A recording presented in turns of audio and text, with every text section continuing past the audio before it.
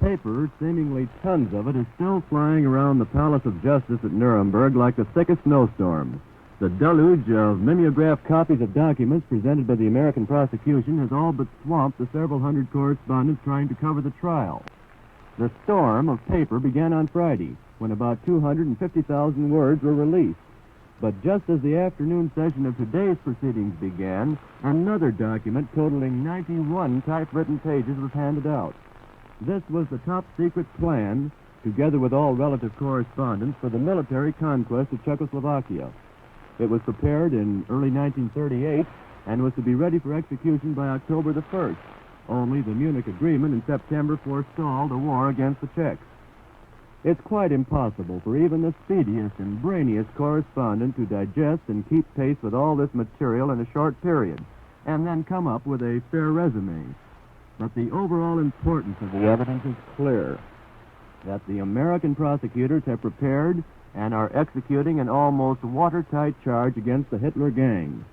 After reading some of Hitler's top-secret speeches to his henchmen, you look down on the 20 defendants with a new sense of loathing for their evil minds and inhuman designs.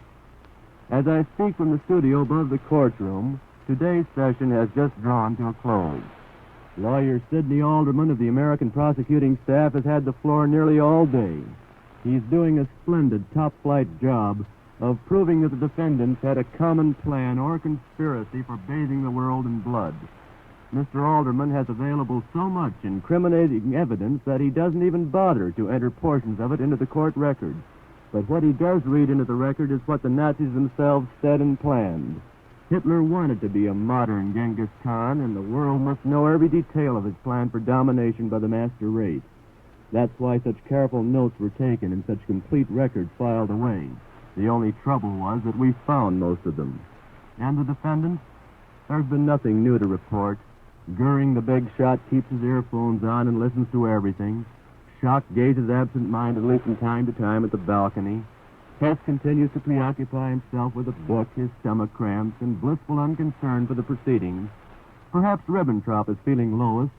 His lawyer petitioned the tribunal this morning to allow certain individuals associated with him in his days of power to assist in preparing his defense.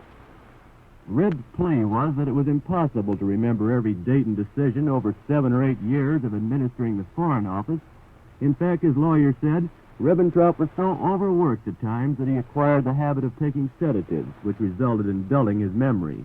Then Hess, momentarily waking up, laughed and laughed and laughed, because after all, it's so simple to lose one's memory, and Hess should know. This is Leslie Nichols speaking from Nuremberg, Germany, and returning you to Mutual's newsroom in New York.